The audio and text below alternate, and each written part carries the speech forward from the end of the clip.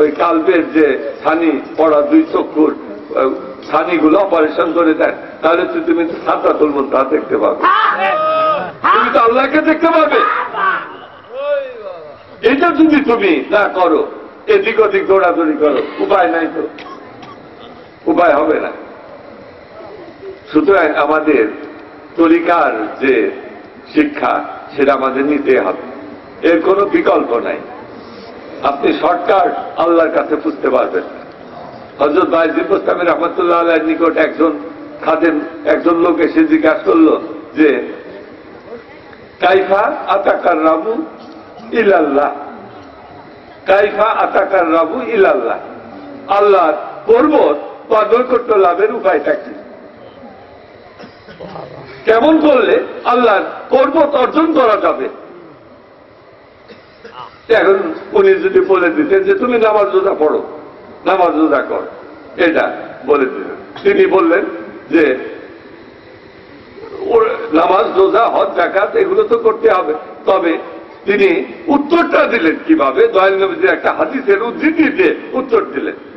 তিনি বললেন যে তুমি আল্লাহর ওলিকে ভালোবাসো, তুমি আল্লাহর ওলিকে ভালোবাসো। কাইফা তাকাররাবু ইলাল্লাহি, কেমন করে আল্লাহর পর্বত হাসিল করা যায়?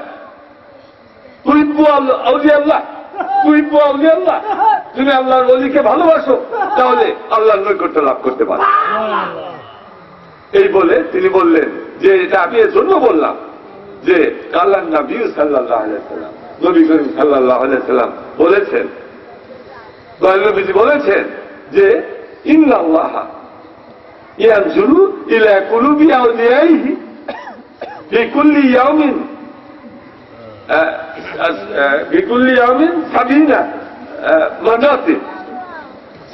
মারাতিন, যে দয়াল নবীজি বলেছেন যে নিঃসন্দেহে আল্লাহ পাক তার অলিদের কালব মুবারকের দিকে দিনের ভিতরে 70 বার পর্যন্ত 70 বার করে তার অলির কালবের দিকে রহমতের দৃষ্টিতে, দয়ের দৃষ্টিতে তাকা।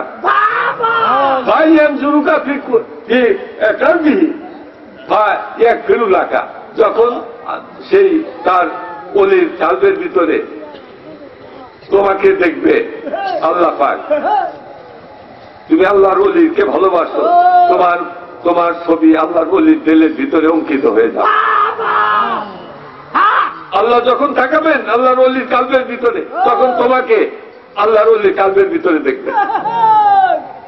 ভাইয়ান জুরুকা ফি কালবি ভাইয়া ফেরুলাকা, আল্লাহর ওলির কালবের ভিতরে যখন আল্লাহ পাক তোমাকেও দেখবেন, তখন আল্লাহ পাক তোমাকে মাফ করে দেবেন এবং তোমাকে আল্লাহর নৈকট্য দান করবেন। এই উত্তরটা দিয়ে দিলেন। এই জন্য আমাদের আল্লাহর ওলিদেরকে ভালোবাসতে হবে।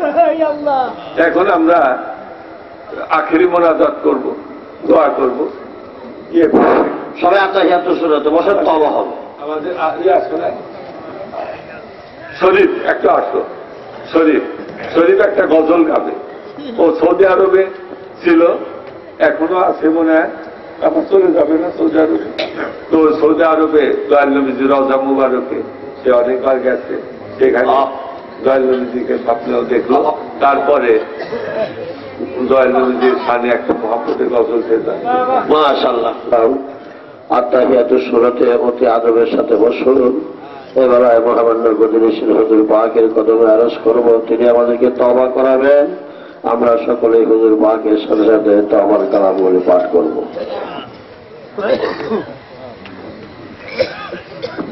আপনারা সবে তওবা করেন, গুনাহ মাফ চান আল্লাহর কাছে। আল্লাহ পাক আমাদের সারা জীবনের গুনাহ মাফ করে দিন।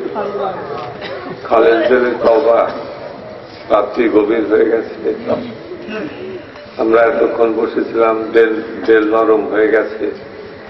নসিহত শুনে আল্লাহর দিকে দেল ঝুঁকে গেছে, আল্লাহর ভয় তেলের ভিতরে আসছে, তাকওয়া অর্জন হয়েছে। এই সময় তওবাটা সঠিক যথার্থ তওবাই আল্লাহর দরবারে হবে এবং এভাবে তওবা করলে আল্লাহ পাক তওবা তওবা কবুল করেন, গুনাহ মাফ করে দেন। আমিন আমিন। তুবু ইলাল্লাহি তাওবাতুন নাসুহা। কোরআন আল্লাহ পাক বলেছেন, তোমরা খাঁটি দিলে তওবা করো, তাহলে আল্লাহ পাক তোমাদের সারা জীবনের গুনাহ মাফ করে দেবেন। আমরা তওবা করব। আমার নবীজি বলেছেন যে আমি দিনের ভিতরে 100 বার তওবা করি। যদিও প্রায় নবীজি মাসুম ছিলেন। শুধু গুনাহ মাফ হয় না, একজনের গুনাহ নাই, তারপরে তওবা করলে আল্লাহ পাক তার মর্যাদা বৃদ্ধি করে দেন। তওবার মাধ্যমে আল্লাহ পাক মর্যাদা বৃদ্ধি করে দেন।